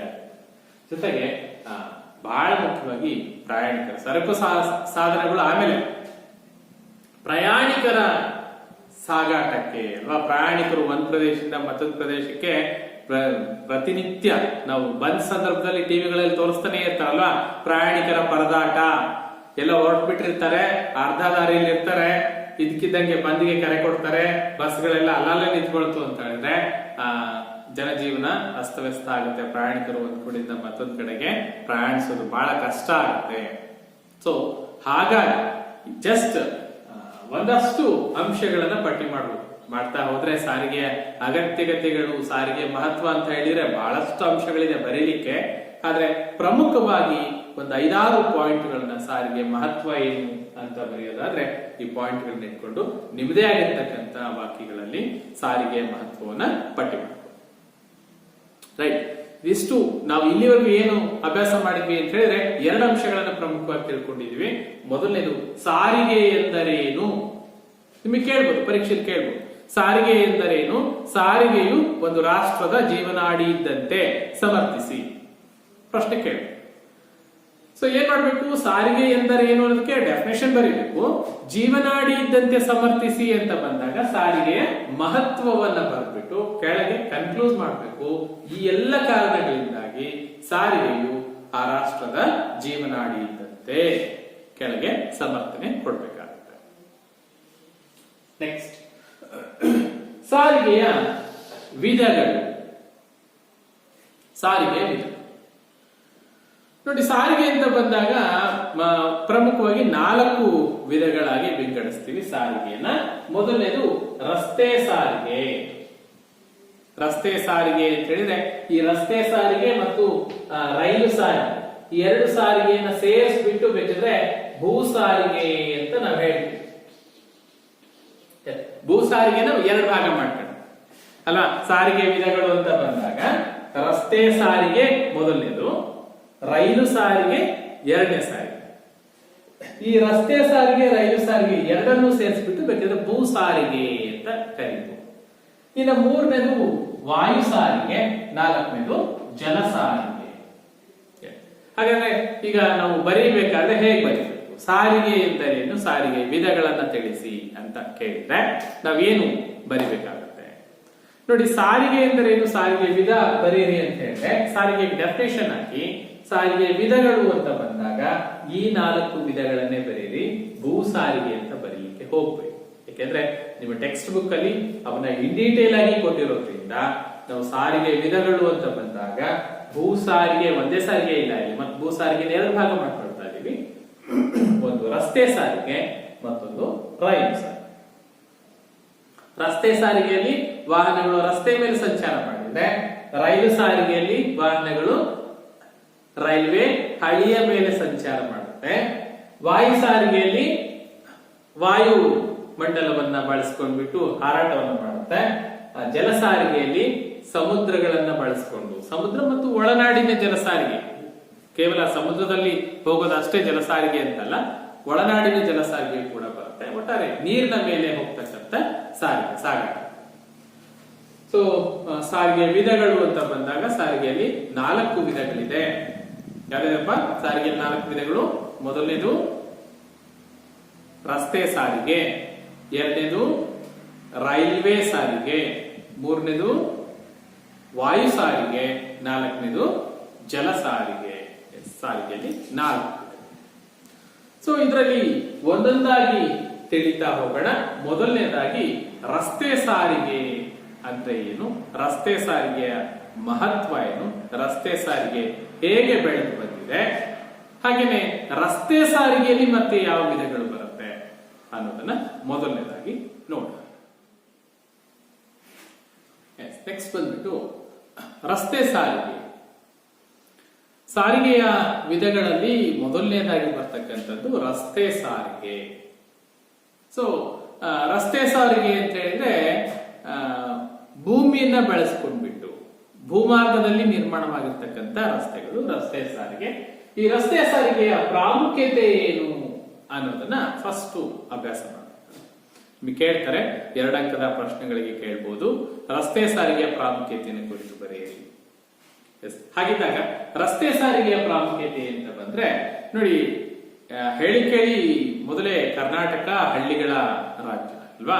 ಸೊ ಹಳ್ಳಿಗಳೇ ಪ್ರಧಾನವಾಗಿರ್ತಕ್ಕಂಥ ಕರ್ನಾಟಕದ ಪ್ರದೇಶದಲ್ಲಿ ರಸ್ತೆ ಸಾರಿಗೆ ಬಹಳ ಅಗತ್ಯವಾಗಿ ಬೇಕಾಗಿರ್ತಕ್ಕಂಥ ಸಾರಿಗೆ. ಯಾಕೆ ಅಂತ ಹೇಳಿದ್ರೆ ಹಳ್ಳಿಗಳಿಗೆ ಸಂಪರ್ಕ ಕಲ್ಪಿಸ್ತಕ್ಕಂಥದ್ದು, ಪಟ್ಟಣಗಳಿಗೆ ಸಂಪರ್ಕ ಕಲ್ಪಿಸ್ತಕ್ಕಂಥದ್ದು, ಜನವಸತಿ ಪ್ರದೇಶಗಳಿಗೆ ಸಂಪರ್ಕ ಕಲ್ಪಿಸೋದು ರಸ್ತೆ ಸಾರಿಗೆ ಬಿಟ್ರೆ ಬೇರೆ ಸಾರಿಗೆ ಬರಲ್ಲ. ನೀವೇ ಯೋಚನೆ ಮಾಡಿ. ಈಗ ಹಳ್ಳಿಯಿಂದ ಹಳ್ಳಿಗೆ ಸಂಪರ್ಕ ಕಲ್ಪಿಸ್ಬೇಕು ಅಂದ್ರೆ ರೈಲು ಬರುತ್ತೇನಪ್ಪ ಹಳ್ಳಿಯಿಂದ ಹಳ್ಳಿಗೆ. ಇವತ್ತು ರೈಲ್ವೆ ಮಾರ್ಗ ಎಲ್ಲಿದೆಯೋ ಆ ಮಾರ್ಗದಲ್ಲಿ ಹೋಗ್ಬೇಕಾದ್ರೆ ಸಿಗುವ ಹಳ್ಳಿಗಳನ್ನ ಸಂಪರ್ಕಿಸಬಹುದು ಬಿಟ್ರೆ ಇಡೀ ರಾಜ್ಯದ ಪ್ರತಿಯೊಂದು ಹಳ್ಳಿಗಳಿಗೆ ಸಂಪರ್ಕ ಕಲ್ಪಿಸ್ತಕ್ಕಂಥದ್ದು ರಸ್ತೆ ಸಾರಿಗೆ ಬಿಟ್ರೆ ರೈಲು ಸಾರಿಗೆ ಅಲ್ಲ. ಹಾಗಾಗಿ ಹಳ್ಳಿಗಳಿಗೆ, ಹಳ್ಳಿ ಪಟ್ಟಣಗಳಿಗೆ, ಯಾವುದೇ ಜನವಸತಿ ಪ್ರದೇಶಕ್ಕೆ ಸಂಪರ್ಕ ಕಲ್ಪಿಸಬೇಕು ಅಂದ್ರೆ ಅದು ರಸ್ತೆ ಸಾರಿಗೆ ಮಾತ್ರ ಸಾಧ್ಯ. ಹಾಗಾಗಿ ರಸ್ತೆ ಸಾರಿಗೆ ಪ್ರಾಮುಖ್ಯತೆಯನ್ನ ಪಡ್ಕೊಂಡಿದೆ. ಎರಡನೇದು, ಈ ರಸ್ತೆ ಸಾರಿಗೆನ ನಿರ್ಮಾಣ ಮಾಡಬೇಕು ಅಂತ ಹೇಳಿದ್ರೆ ಇದು ರಸ್ತೆ ಸಾರಿಗೆ ನಿರ್ಮಾಣ ತುಂಬಾ ಸುಲಭವಾಗಿರ್ತದೆ ಬೇರೆ ಸಾರಿಗೆಗೆ ಹೋಲಿಕೆ ಮಾಡಿದ್ರೆ. ಈಗ ರೈಲ್ವೆ ಮಾರ್ಗಗಳನ್ನ ರಚನೆ ಮಾಡಬೇಕು ಅಂದ್ರೆ ತುಂಬಾ ವೆಚ್ಚದಾಯಕ ಅಲ್ವಾ. ರಸ್ತೆ ಸಾರಿಗೆ ಬೇರೆ ಸಾರಿಗೆಗಳಿಗೆ ಹೋಲಿಸಿದರೆ ನಿರ್ಮಾಣ ವೆಚ್ಚ ಕಡಿಮೆ, ಜೊತೆಗೆ ಸುಲಭವಾಗಿ ನಿರ್ಮಾಣ ಮಾಡಲಿಕ್ಕೆ ಸಾಧ್ಯ ಆಗಿರೋದ್ರಿಂದ ರಸ್ತೆ ಸಾರಿಗೆಗಳು ಪ್ರಾಮುಖ್ಯತೆಯನ್ನು ಪಡ್ಕೊಂಡಿದೆ. ಸೊ ಗ್ರಾಮೀಣ ಪ್ರದೇಶಗಳಲ್ಲೆಲ್ಲ ರಸ್ತೆ ಸಾರಿಗೆ ಯಾಕಿದೆ ಅಂತ ಹೇಳಿದ್ರೆ ಎಲ್ಲ ಪ್ರದೇಶಕ್ಕೂ ಸಂಪರ್ಕ ಕಲ್ಪಿಸ್ಲಿಕ್ಕೆ ಸಾಧ್ಯ ಆಗಿದೆ, ಜೊತೆಗೆ ನಿರ್ಮಾಣ ವೆಚ್ಚ ಕಡಿಮೆ, ಸುಲಭವಾಗಿ ನಿರ್ಮಾಣ ಮಾಡಬಹುದು. ನೋಡಿ, ಕೆಲವು ಕಡೆ ಟಿವಿಗಳಲ್ಲಿ ವರದಿ ಆಗ್ತಾ ಇರುತ್ತೆ, ರಸ್ತೆ ಸಾರಿಗೆ, ರಸ್ತೆ ನಿರ್ಮಾಣ ಮಾಡೋದು ಸರ್ಕಾರದ ಜವಾಬ್ದಾರಿಯಾಗಿದ್ರು ಕೂಡ ಕೆಲವೊಂದು ಪ್ರದೇಶಗಳಲ್ಲಿ ರಸ್ತೆ ನಿರ್ಮಾಣ ಆಗಿಲ್ಲ ಅಂದಾಗ ಗ್ರಾಮಸ್ಥರೇ ಸೇರ್ಕೊಂಡ್ಬಿಟ್ಟು ಗ್ರಾಮಸ್ಥರೇ ಒಟ್ಟುಗೂಡಿ ತಮ್ಮ ಗ್ರಾಮಕ್ಕೆ ರಸ್ತೆ ನಿರ್ಮಾಣ ಮಾಡಿಕೊಂಡ್ರು ವರದಿಗಳು ಬರ್ತಾ ಇದೆ. ಸೊ ಗ್ರಾಮಸ್ಥರೇ, ಆ ಗ್ರಾಮದ ಜನರೇ ಒಟ್ಟಾಗಿ ರಸ್ತೆ ನಿರ್ಮಾಣ ಮಾಡ್ಕೊಂಡ್ರು ಅಂದ್ರೆ ನೋಡಿ, ರಸ್ತೆ ನಿರ್ಮಾಣ ತುಂಬಾ ಸುಲಭವಾಗಿ ಮಾಡಬಹುದು, ಜೊತೆಗೆ ಕಡಿಮೆ ವೆಚ್ಚದಲ್ಲಿ ರಸ್ತೆ ನಿರ್ಮಾಣ ಸಾಧ್ಯ ಆಗುತ್ತೆ. ಆ ಕಾರಣಕ್ಕೆ ರಸ್ತೆ ಸಾರಿಗೆ ತುಂಬಾ ಪ್ರಾಮುಖ್ಯತೆಯನ್ನ ಪಡ್ಕೊಳ್ಳುತ್ತೆ. ಇಡೀ ರಾಜ್ಯದ ಮೂಲೆ ಮೂಲೆಗೆ ಸಂಪರ್ಕ ಕಲ್ಪಿಸಬೇಕು, ಬಾಗಿಲಿನಿಂದ ಬಾಗಿಲಿಗೆ ಸಂಪರ್ಕ ಕಲ್ಪಿಸಬೇಕು ಅಂದ್ರೆ ಅದು ರಸ್ತೆ ಸಂಪರ್ಕದಿಂದ ಮಾತ್ರ ಸಾಧ್ಯ ಅಲ್ವಾ. ನನ್ ಮನೆಯಿಂದ ಮತ್ತೊಬ್ರು ಮನೆಗೆ ಹೋಗ್ತೀನಿ ಅಂತಂದ್ರೆ ನನ್ ಮನೆ ಬಾಗಿಲು ಹೊರಗಿಟ್ಟೆ ಹೊರಗ್ ಬಂದೆ ಅಂತಂದ್ರೆ ಎಲ್ಲಿಗೆ ಬರ್ತೀನಿ ನಾನು? ರೈಲ್ವೆ ಗೇಟಿಗೆ ಬರಲ್ಲ, ಅಥವಾ ವಿಮಾನ ನಿಲ್ದಾಣಕ್ಕೆ ಹೋಗಲ್ಲ, ಅಥವಾ ಬಂದರು ಕಟ್ಟೆಗೆ ಹೋಗಲ್ಲ ಅಲ್ವಾ. ನಾವು ಮನೆಯಿಂದ ಹೊರಗೆ ಕಾಲಿಡ್ತಿದೀವಿ ಅಂದ್ರೆ ಎಲ್ಲಿಗೆ ಬರ್ತೀವಿ? ರಸ್ತೆಗೆ ಬರ್ತೀವಿ. ರಸ್ತೆ ಸಾರಿಗೆ ಅಲ್ವಾ. ಮನೆಯಿಂದ ಮನೆಗೆ, ಬಾಗಿಲಿನಿಂದ ಬಾಗಿಲಿಗೆ ಸೇವೆ ಯಾವ ಸಾರಿಗೆಯಲ್ಲಿ ಸಾಧ್ಯ ಅಂತ ಹೇಳಿದ್ರೆ ಅದು ರಸ್ತೆ ಸಾರಿಗೆಯಲ್ಲಿ ಮಾತ್ರ ಸಾಧ್ಯ. ಹಾಗಾಗಿ ರಸ್ತೆ ಸಾರಿಗೆ ಪ್ರಾಮುಖ್ಯತೆಯನ್ನ ಪಡ್ಕೊಳ್ಳುತ್ತೆ. ನಾವೀಗೆಲ್ಲ ಹೇಳ್ತಾ ಇರೋದು ರಸ್ತೆ ಸಾರಿಗೆ ಪ್ರಾಮುಖ್ಯತೆಯನ್ನ ಕುರಿತು ಬರೆಯಿರಿ ಎಂದಾಗ ನಾವು ಈ ಪಾಯಿಂಟ್ಗಳನ್ನ ಹಾಕ್ಬೇಕಾಗುತ್ತೆ. ಇಡೀ ರಾಜ್ಯದ ಮೂಲೆ ಮೂಲೆಗೆ ಸಂಪರ್ಕ ಕಲ್ಪಿಸಬೇಕು ಅಂತ ಹೇಳಿದ್ರೆ ಅದು ರಸ್ತೆ ಸಾರಿಗೆಯಿಂದ ಮಾತ್ರ ಸಾಧ್ಯ ಆಗುತ್ತೆ. ಹಾಗೇನೆ ಕೃಷಿಯ ಅಭಿವೃದ್ಧಿಗೆ ಅಲ್ವಾ, ನನ್ನ ಜಮೀನಿಗೆ ನಾನು ಬೀಜ ಗೊಬ್ಬರ ತಗೊಂಡು ಹೋಗ್ಬೇಕಪ್ಪ ಅಂದ್ರೆ ನಾನು ರೈಲುಗಳಲ್ಲಿ ಹೋಗಲ್ಲ, ವಿಮಾನದಲ್ಲಿ ಹೋಗಲ್ಲ, ಅಥವಾ ಜಲ ಸಾರಿಗೆಯನ್ನು ಬಳಸಿ ಹೋಗಲ್ಲ. ಎಲ್ಲಿಂದ ಹೋಗ್ತೀವಪ್ಪ? ಅದೇ ರಸ್ತೆ ಸಾರಿಗೆ ಅಲ್ವಾ. ಕೃಷಿ ಕ್ಷೇತ್ರದಲ್ಲಿ, ಕೃಷಿ ಭೂಮಿಯಿಂದ, ಜಮೀನಿಂದ ಅಲ್ವಾ, ನಮ್ಮ ಹೊಲಗಳಿಂದ ಬೆಳೆಗಳನ್ನ ಮಾರುಕಟ್ಟೆಗೆ ಪೂರೈಕೆ ಮಾಡಬೇಕು ಅಂದ್ರೆ, ಹೊಲಗದ್ದೆಗಳಿಗೆ ಸಂಪರ್ಕ ಕಲ್ಪಿಸಬೇಕು ಅಂದ್ರೆ ಇದೇ ರಸ್ತೆ ಸಾರಿಗೆ ಬೇಕು ಅಲ್ವಾ. ಕೈಗಾರಿಕೆಗಳಿಗೆ ಸಂಪರ್ಕ ಕಲ್ಪಿಸಬೇಕು ಅಂದ್ರೆ, ಅಥವಾ ಕೈಗಾರಿಕೆಯಲ್ಲಿ ತಯಾರಾಗಿರ್ತಕ್ಕಂಥ ಉತ್ಪನ್ನಗಳು ಅಂತಿಮವಾಗಿ ಗ್ರಾಹಕರ ಕೈಗೆ ಸೇರ್ಬೇಕು ಅಂದ್ರೆ ಯಾವ ಮಾರ್ಗದ ಮೂಲಕ? ಅದೇ ರಸ್ತೆ ಮಾರ್ಗದ ಮೂಲಕ. ಜೊತೆಗೆ ಗಣಿಗಾರಿಕೆಗಳಲ್ಲಿ ಅಲ್ವಾ, ಗಣಿಗಾರಿಕೆಗಳಲ್ಲಿ ಮೈನಿಂಗ್ ಮಾಡ್ತಾ ಇದ್ದಾನೆ, ಮೈನಿಂಗ್ ಅಲ್ಲಿ ಇರ್ತಕ್ಕಂಥ ಅದಿರು ಖನಿಜಗಳನ್ನ ಹೊರತೆಗಿತಾ ಇದ್ದಾನೆ ಅಂದ್ರೆ ಅದನ್ನ ಲೋಡ್ ಮಾಡೋದು, ಸಾಗಾಟ ಮಾಡ್ಬೇಕಾದ್ರೆ ರೈಲ್ಗಳಲ್ಲಿ, ರೈಲ್ವೆ ಬೋಗಿಗಳಲ್ಲಿ ತುಂಬಿ ದೊಡ್ಡ ಪ್ರಮಾಣದಲ್ಲಿ ಸಾಗಾಟ ಮಾಡ್ಬೋದು ಬಿಡ್ರಿ. ಆದ್ರೆ ಆ ಗಣಿಯಿಂದ ಅಲ್ಲಿಗೆ ಸಾಗಾಟ ಮಾಡ್ಬೇಕು ಅಂತ ಹೇಳಿದ್ರೆ, ರೈಲ್ವೆಗೆ ಸಾಗಾಟ ಮಾಡ್ಬೇಕು ಅಂತ ಯಾವ ಸಾರಿಗೆಪ್ಪ? ಭೂ ಸಾರಿಗೆ. ಅದರಲ್ಲೂ ರಸ್ತೆ ಸಾರಿಗೆಯನ್ನು ಬಳಸ್ಕೊಂಡೆ ಸಂಚಾರ ಮಾಡಬೇಕಾಗುತ್ತೆ. ವಾಣಿಜ್ಯದ ಪ್ರಗತಿ, ವ್ಯಾಪಾರಗಳೆಲ್ಲ ನಡೀತಕ್ಕಂಥದ್ದು, ವ್ಯಾಪಾರದ ಪ್ರಗತಿಗೆ ರಸ್ತೆ ಸಾರಿಗೆ ಬಹಳ ಮುಖ್ಯ ಆಗುತ್ತೆ. ಇಡೀ ಭಾರತದಲ್ಲಿ ಅತ್ಯಂತ ಕಡಿಮೆ ವೆಚ್ಚದಲ್ಲಿ ಸುಲಭವಾಗಿ ನಿರ್ಮಾಣ ಮಾಡಬಹುದಾದ, ಬಾಗಿಲಿನಿಂದ ಬಾಗಿಲಿಗೆ ಸೇವೆಯನ್ನು ಒದಗಿಸಬಹುದಾದ, ಕಡಿಮೆ ವೆಚ್ಚದ ಜೊತೆಗೆ ಎಲ್ಲ ಪ್ರದೇಶಗಳಿಗೂ ಸಂಪರ್ಕ ಕಲ್ಪಿಸಬಹುದಾದ, ಮೂಲೆ ಮೂಲೆಗೆ ಸಂಪರ್ಕ ಕಲ್ಪಿಸಬಹುದಾದ ಸಾರಿಗೆ ಯಾವ್ದಾದ್ರು ಇದ್ರೆ ಅದು ರಸ್ತೆ ಸಾರಿಗೆ ಅನ್ನೋದು ಬಹಳ ಮುಖ್ಯ. ಹಾಗಾಗಿ ರಸ್ತೆ ಸಾರಿಗೆ ಪ್ರಾಮುಖ್ಯತೆಯನ್ನು ಪಡೆದುಕೊಳ್ಳುತ್ತೆ. ರಸ್ತೆ ಸಾರಿಗೆಯ ಪ್ರಾಮುಖ್ಯತೆಯನ್ನು ಕುರಿತು ಬರೆಯಿರಿ ಅಂದಾಗ ಈ ಪಾಯಿಂಟ್ಗಳನ್ನ ಹಾಕಿ ಬರೀಬೇಕಾಗುತ್ತೆ. ನೆಕ್ಸ್ಟ್, ಈ ರಸ್ತೆ ಸಾರಿಗೆ ಹೇಗೆ ಬೆಳೆದು ಬಂತು ಅಂತ ನೋಡೋಣ. ರಸ್ತೆ ಸಾರಿಗೆ ಹೇಗೆ ಬೆಳೆದು ಬಂತು? ರಸ್ತೆ ಸಾರಿಗೆ ಹೊಸದೇನಲ್ಲ ಅಲ್ವಾ? ಪ್ರಾಚೀನ ಕಾಲದಿಂದಲೂ ಕೂಡ ರಸ್ತೆ ಸಾರಿಗೆ ಇರೋದನ್ನ ನಾವು ಗಮನಿಸ್ತೀವಿ. ಎಲ್ಲಿ ಪ್ರಾಚೀನ ಕಾಲ ಅಂತ ಹೇಳಿದ್ರೆ ನಾಗರಿಕತೆಯ ಉಗಮದ ಸಂದರ್ಭದಲ್ಲಿ ಕಾಲ್ದಾರಿಗಳು ಅಂತ ಬಳಸ್ತಾ ಇದ್ರು. ಆದ್ರೆ ರಾಜ ಮಹಾರಾಜರ ಆಳ್ವಿಕೆಗಳು ಏನ್ ಬರುತ್ತಲ್ಲಪ್ಪ, ಸಾಮ್ರಾಜ್ಯಗಳೇನ್ ಬರುತ್ತೆ, ಈ ರಾಜ ಮಹಾರಾಜರ ಆಳ್ವಿಕೆ ಕಾಲದಲ್ಲಿ ಅಲ್ಲಿಂದಲೂ ಕೂಡ ರಸ್ತೆ ಸಾರಿಗೆ ನಿರ್ಮಾಣವಾಗಿರೋದನ್ನ ನಾವು ಗಮನಿಸ್ತೀವಿ. ಅಲ್ಲಿ ಯಾತಕ್ಕಾಗಿ ರಸ್ತೆಗಳನ್ನ ನಿರ್ಮಾಣ ಮಾಡ್ತಾ ಇದ್ರು ಅಂದ್ರೆ ಸಾಮಾನ್ಯವಾಗಿ ಈ ಸೈನಿಕರ ಸಾಗಾಟಕ್ಕೆ, ಸೈನಿಕರನ್ನ ಒಂದು ಪ್ರದೇಶದಿಂದ ಮತ್ತೊಂದು ಪ್ರದೇಶಕ್ಕೆ ಸಾಗಾಟ ಮಾಡಲಿಕ್ಕೆ, ಜೊತೆಗೆ ಆಡಳಿತ ನಿರ್ವಹಣೆಗೆ ಹೆಚ್ಚಾಗಿ ಈ ರಸ್ತೆಗಳನ್ನ ರಾಜ ಮಹಾರಾಜರ ಆಳ್ವಿಕೆಯ ಕಾಲದಿಂದಲೂ ಕೂಡ ನಿರ್ಮಾಣ ಮಾಡ್ತಾ ಇದ್ರು. ಆದ್ರೆ ಇವತ್ತಿನ ರಸ್ತೆಗಳಾಗಿರಲಿಲ್ಲ. ಅಂದ್ರೆ ಇವತ್ತಿನ ತುಂಬಾ ವಿಶಾಲವಾದ ಅದು ಡಂಬರ್ ರಸ್ತೆಗಳಿರ್ಬೋದು ಅಥವಾ ಕಾಂಕ್ರೀಟ್ ರಸ್ತೆಗಳಿರ್ಬೋದು, ಈ ಗುಣಮಟ್ಟದ ರಸ್ತೆಗಳಿಲ್ಲದೆ ಇದ್ರು ಕೂಡ ರಸ್ತೆ ಸಾರಿಗೆ ತುಂಬಾ ವಿಶಾಲವಾಗಿರ್ತಕ್ಕಂಥ ರಸ್ತೆಗಳನ್ನ ನಿರ್ಮಾಣ ಮಾಡ್ತಾ ಇದ್ರು. ಹಾಗೆ ನೋಡಿದ್ರೆ ರಾಜ ಮಹಾರಾಜರಿಗಿಂತ ಹಿಂದೆ ನಾಗರಿಕತೆಯ ಆರಂಭ ಕಾಲದ ನಾವು ಓದ್ತೀವಲ್ವಾ, ನಾಗರಿಕತೆಯ ಆರಂಭದ ಕಾಲದಲ್ಲಿ ಹರಪ್ಪ ನಾಗರಿಕತೆಯ ನಗರ ಯೋಜನೆ ಅಂತ ಓದಿದಾಗ ನಾವು ಓದ್ತೀವಿ, ಇತಿಹಾಸ ಓದಿದಾಗ ಗೊತ್ತಾಗುತ್ತೆ ಅಲ್ವಾ.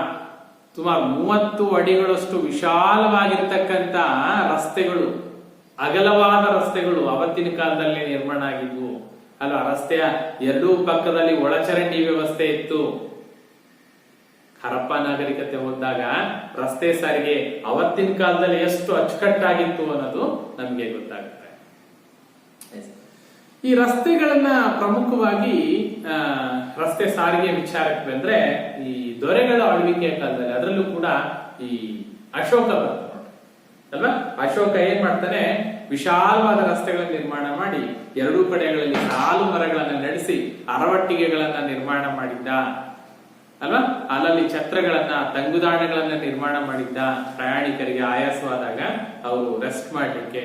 ನೋಡಿ ಅದೆಲ್ಲ ಏನ್ ಸೂಚಿಸುತ್ತೆ ಅಂತಂದ್ರೆ ಬಹಳ ಪ್ರಾಚೀನ ಕಾಲದಿಂದಲೂ ಕೂಡ ಸಾರಿಗೆ ಅಂತ ಬಂದಾಗ ಅದು ರಸ್ತೆ ಸಾರಿಗೆಯ ಮೂಲ ಆಗಿದ್ದು ಬಿಟ್ರೆ ಇನ್ನ ಉಳಿದ ಮೂಲಗಳೇನಿದೆ ಅಂದ್ರೆ ರೈಲು ಸಾರಿಗೆ, ವಾಯು ಸಾರಿಗೆ, ಜಲ ಸಾರಿಗೆಗಳು ಇವೆಲ್ಲ ಯಾವಾಗ ಬಂದವು ಅಂತ ಹೇಳಿದ್ರೆ ಕಾಲಾನಂತರದಲ್ಲಿ ಬ್ರಿಟಿಷರು ಭಾರತಕ್ಕೆ ಬಂದ ಮೇಲೆ ಬ್ರಿಟಿಷರು ನಮಗೆ ರೈಲ್ವೆ ಮಾರ್ಗಗಳನ್ನ ಆರಂಭಿಸ್ತಾರೆ.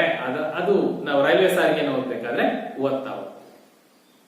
ಸೊ ಕರಾವಳಿ ಪ್ರದೇಶಗಳನ್ನ, ಬಂದರು ಪ್ರದೇಶಗಳನ್ನ, ಒಳನಾಡು ಪ್ರದೇಶಗಳನ್ನ ಸಂಪರ್ಕ ಕಲ್ಪಿಸ್ಲಿಕ್ಕೆ ಈ ರಸ್ತೆ ಸಾರಿಗೆ ಅಂತಕ್ಕಂಥದ್ದು ಬಹಳ ಪ್ರಮುಖವಾಗಿ ಇರ್ತಕ್ಕಂಥ ಒಂದು ಸಾರಿಗೆ. ಆದ್ರೆ ಸ್ವತಂತ್ರ ಪೂರ್ವದಲ್ಲಿ ಅಷ್ಟಾಗಿ ರಸ್ತೆಗಳ ನಿರ್ಮಾಣ ಆಗಿರ್ಲಿಲ್ಲ. ಸ್ವತಂತ್ರ ನಂತರದಲ್ಲಿ ರಸ್ತೆಗಳ ನಿರ್ಮಾಣದಲ್ಲಿ ತುಂಬಾ ಗಣನೀಯವಾಗಿರ್ತಕ್ಕಂಥ ಬೆಳವಣಿಗೆಗಳು ಕಂಡುಬರುತ್ತೆ. ಅದರಲ್ಲೂ ಕೂಡ ಕರ್ನಾಟಕದ ವಿಚಾರಕ್ಕೆ ಬಂದಾಗ ಹಳೆ ಮೈಸೂರು ಪ್ರಾಂತ್ಯ ಅಂತ ಹೇಳ್ತಾರೆ. ಹಳೆ ಮೈಸೂರು ಪ್ರಾಂತ್ಯ ಅಲ್ವಾ, ಮೈಸೂರು ಒಡೆಯರ್ ಆಳ್ವಿಕೆ ಕಾಲದ ನಾವೇನ್ ಹಳೆ ಮೈಸೂರು ಪ್ರಾಂತ್ಯ ಅಂತ ಕರಿತೀವಿ. ಅಲ್ಲಿ ರಸ್ತೆಗಳಿದ್ವು. ಎಲ್ಲಿಗಿದ್ವು ಅಂತಂದ್ರೆ ಮುಖ್ಯ ರಸ್ತೆಗಳಷ್ಟೇ. ಇಲ್ಲಿಂದ ಮೈಸೂರಿನಿಂದ ಬೆಂಗಳೂರಿಗೆ ಹೋಗಿ ಬರ್ಲಿಕ್ಕೆ ಪ್ರಧಾನವಾಗಿರ್ತಕ್ಕಂಥ ರಸ್ತೆಗಳು, ಸಂಪರ್ಕ ಕಲ್ಪಿಸ್ತಕ್ಕಂಥ ರಸ್ತೆಗಳಿದ್ವು ಬಿಟ್ರೆ ಅವು ಕೂಡ ಸುವ್ಯವಸ್ಥಿತವಾಗಿರ್ಲಿಲ್ಲ. ಅಷ್ಟೇ. ಯಾಕೆಂದ್ರೆ ಇವತ್ತಿನಷ್ಟು ವಾಹನ ಸಂಚಾರ ದಟ್ಟವಾಗಿರ್ಲಿಲ್ಲ. ಇವತ್ತಿನ ರೀತಿಯ ವಾಹನಗಳಿರ್ಲಿಲ್ಲ ಅಲ್ಲ. ಇವತ್ತಿನ ವೆಹಿಕಲ್ಗಳು ರಸ್ತೆ ತುಂಬಾ ಬೇಗ ಹಾಳಾಗುತ್ತೆ. ಹಾಗಾಗಿ ಈ ತರದ ರಸ್ತೆಗಳನ್ನು ಮಾಡ್ತಾರೆ ಅಲ್ವಾ. ಟ್ರಾಕ್ಟರ್ಗಳು ನೋಡಿದರೆ ಅಲ್ವಾ, ಟ್ರಾಕ್ಟರ್ಗಳು ಸಾಮಾನ್ಯವಾಗಿ ಬಹಳಷ್ಟು ಓಡಾಡ್ತು, ಲಾರಿಗಳು ಬಹಳಷ್ಟು ಓಡಾಡ್ತು ಅಂದ್ರೆ ರಸ್ತೆಗಳು ಬೇಗ ಹಾಳಾಗುತ್ತೆ. ಯಾಕೆ ಅಷ್ಟು ವೆಯ್ಟ್ ಇರುತ್ತೆ. ಅದೇನದು ಟೈರ್ನ ಏನ್ ಹೇಳ್ತಾರೆ, ಬಟನ್ಸ್ ಅಂತ ಹೇಳ್ತಾರಲ್ಲ, ಟೈರ್ನ ಬಟನ್. ಸೊ ಅದೇನ್ ಮಾಡುತ್ತೆ, ಗ್ರಿಪ್ಪಿಗಾಗಿ ಅದೇನ್ ಮಾಡುತ್ತೆ, ರಸ್ತೆನ ಬೇಗ ಕಿತ್ತಾಕ್ತದೆ. ಆದ್ರೆ ಅವತ್ತಿನ ಕಾಲದಲ್ಲಿ ಆ ತರದ ಸಾರಿಗೆ ಇರಲಿಲ್ಲ. ಅವತ್ತೇನಿದ್ವು, ಕುದುರೆ ಗಾಡಿಗಳಿದ್ವು, ಕಾರ್ಗಳಿದ್ವು.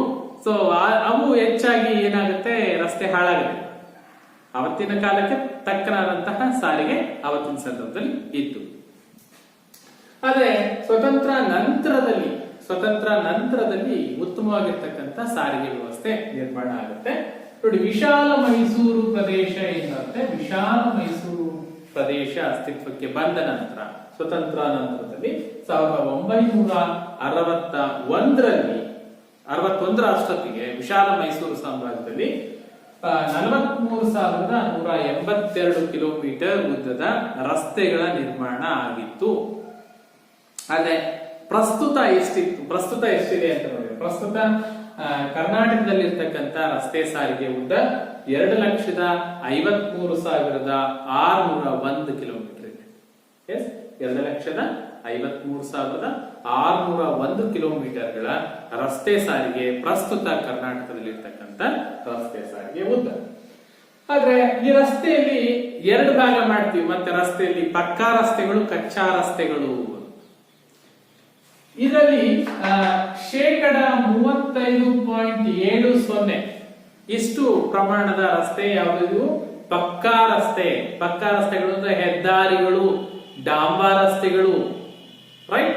ಇವುಗಳು ಪಕ್ಕಾ ರಸ್ತೆಗಳಾಗಿರುತ್ತೆ. ಅಂದ್ರೆ ಇವು ಎಲ್ಲ ಕಾಲಕ್ಕೂ ಬಳಸಬಹುದಾದಂತ ರಸ್ತೆಗಳು, ಇವನ್ನ ಪಕ್ಕಾ ರಸ್ತೆಗಳು ಅಂತ ಕರಿತೀವಿ. ಇನ್ನ 64.30 ನೋಡಿ, ಯಾವ್ದು ಜಾಸ್ತಿ ಇದೆ? 64.30 ರಸ್ತೆಗಳು ಯಾವುದು? ಇದು ಕಚ್ಚಾ ರಸ್ತೆಗಳು, ಗ್ರಾಮೀಣ ರಸ್ತೆಗಳು. ಏನ್ ಡಿಫ್ರೆನ್ಸ್ ಕಚ್ಚಾ ರಸ್ತೆಗೂ ಪಕ್ಕಾ ರಸ್ತೆಗೂ? ಕಚ್ಚಾ ರಸ್ತೆಗಳು ಮಳೆಗಾಲದಲ್ಲಿ ಬಳಸಲಿಕ್ಕೆ ಯೋಗ್ಯವಲ್ಲ ಅಲ್ವಾ? ಏನಾಗ್ಬಿಟ್ಟಿರುತ್ತೆ? ಕೆಸರುಗದ್ದೆ ಆಗ್ಬಿಡುತ್ತೆ, ಓಡಾಟ ಮಾಡ್ಲಿಕ್ಕೆ ಸಾಧ್ಯ ಇಲ್ಲ. ಸೊ ಕಚ್ಚಾ ರಸ್ತೆ, ಈ ಪಕ್ಕಾ ರಸ್ತೆಗಳಿದೆ ನೋಡಿ, ಪಕ್ಕಾ ರಸ್ತೆಗಳು ಇವು ಡಾಂಬರ್ ಆಗಿರ್ತಕ್ಕಂಥ ರಸ್ತೆಗಳು, ಜಲ್ಲಿಗಳನ್ನು ಹಾಕ್ಬಿಟ್ಟು ಗಟ್ಟಿ ಮಾಡಿಬಿಟ್ಟು ಆಗ್ತಕ್ಕಂಥ ರಸ್ತೆಗಳು.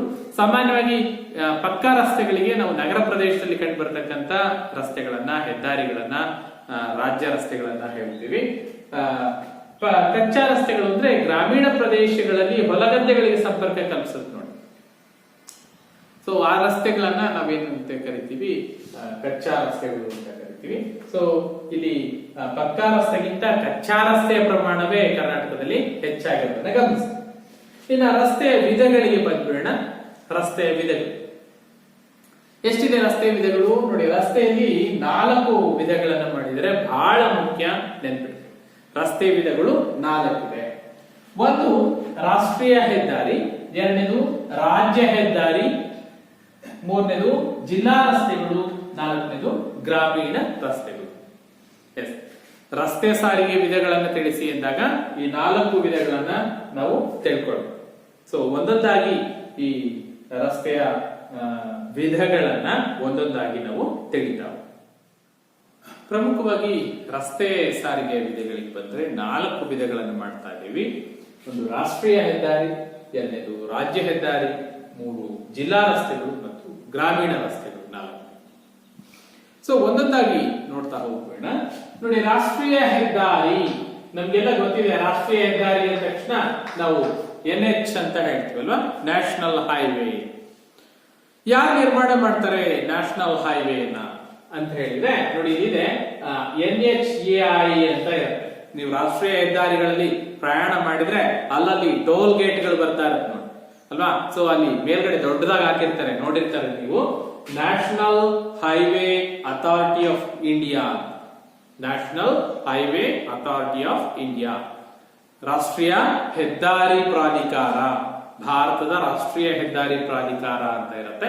ಸೊ ಇದು ರಾಷ್ಟ್ರೀಯ ಹೆದ್ದಾರಿಗಳನ್ನ ನಿರ್ಮಾಣ ಮಾಡತಕ್ಕಂತ ಜವಾಬ್ದಾರಿಯನ್ನ ಹೊಂದಿರುತ್ತೆ. ನಿಮಗೆ ಕೇಳಬಹುದು ಪ್ರಶ್ನೆ, ರಾಷ್ಟ್ರೀಯ ಹೆದ್ದಾರಿಗಳು ಎಂದರೇನು? ಯಾವ್ದಪ್ಪ ರಾಷ್ಟ್ರೀಯ ಹೆದ್ದಾರಿ?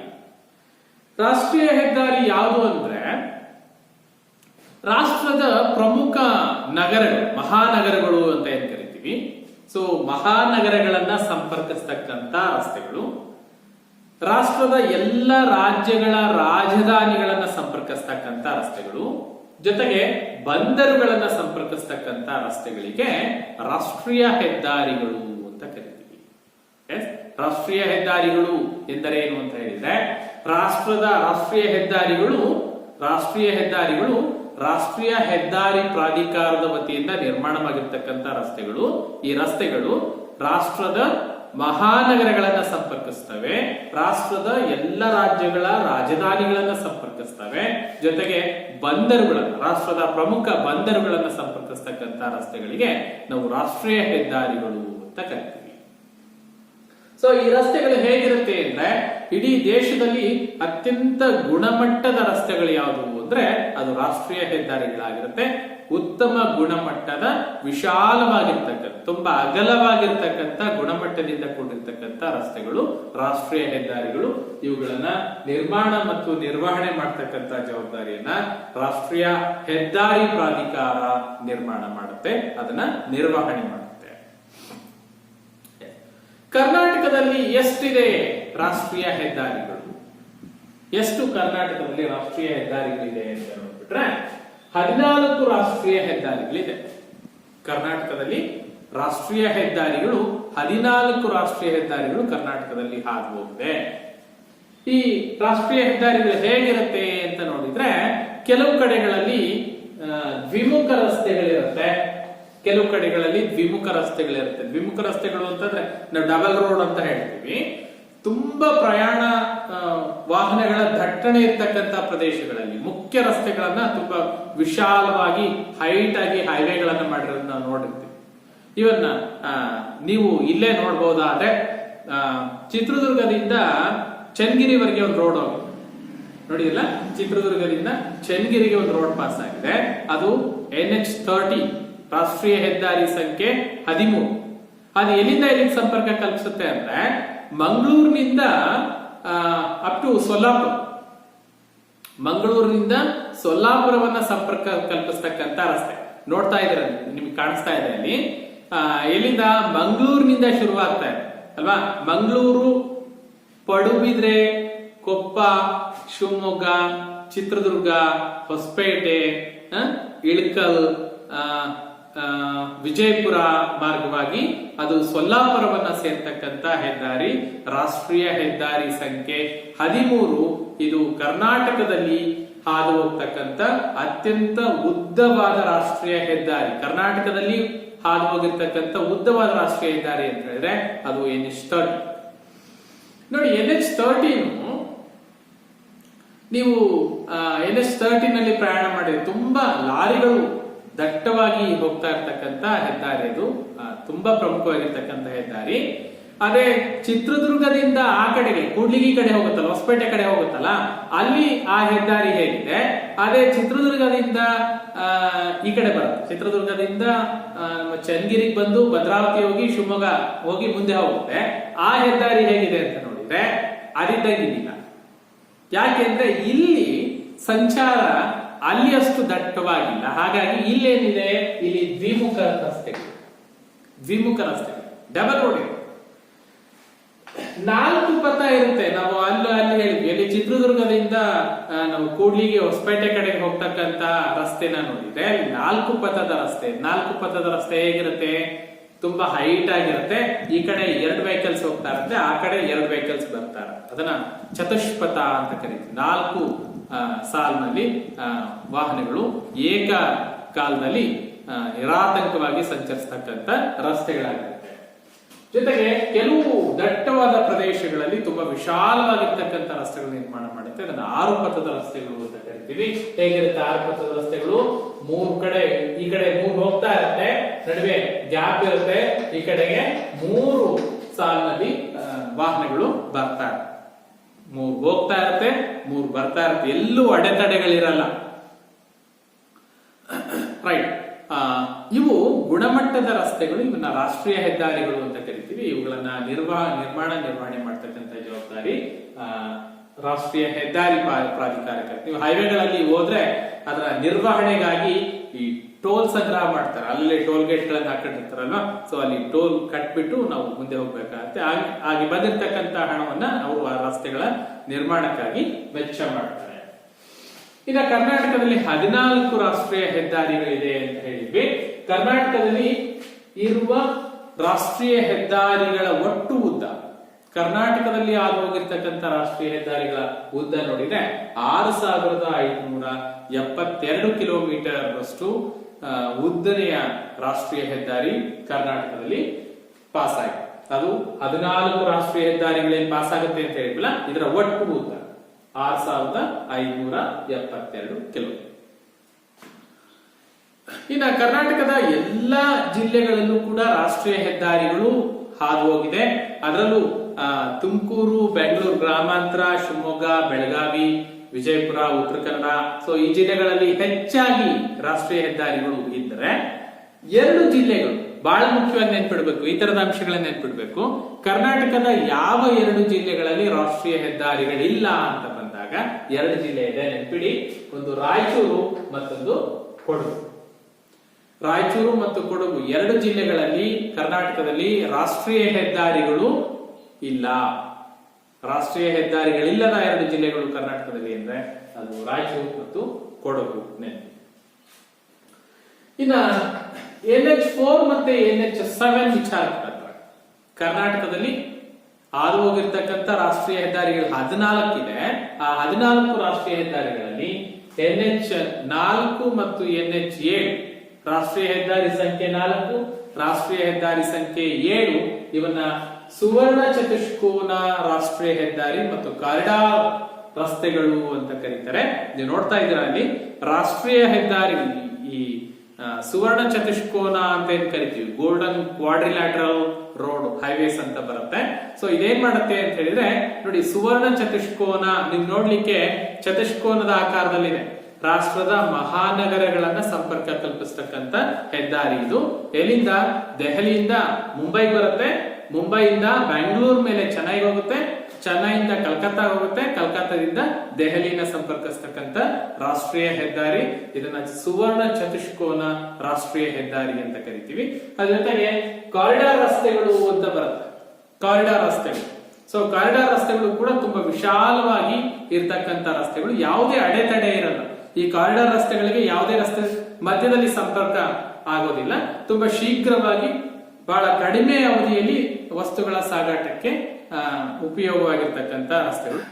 ಇನ್ನ ಕರ್ನಾಟಕದಲ್ಲಿ ಪಾಸ್ ಆಗಿರ್ತಕ್ಕಂಥ ರಾಷ್ಟ್ರೀಯ ಹೆದ್ದಾರಿಗಳು 14 ಅಂತ ಹೇಳಿದ್ವಿ. ಯಾವ್ದಾದ್ರು 14 ರಾಷ್ಟ್ರೀಯ ಹೆದ್ದಾರಿಗಳು ಇಲ್ಲಿದೆ, ಕೌಂಟ್ ಮಾಡಬೇಡ ನಾವು. NH4A ಅಂತ ಪ್ರತಿಯೊಂದಕ್ಕೆ NH ಹಾಕೊಂಡ್ಬೇಡ. NH4, NH4A, NH7, NH9, NH13, NH17, NH48, NH63, NH67, NH206, NH207, NH209, NH212, NH28. ಎಷ್ಟಿದೆಯಪ್ಪ?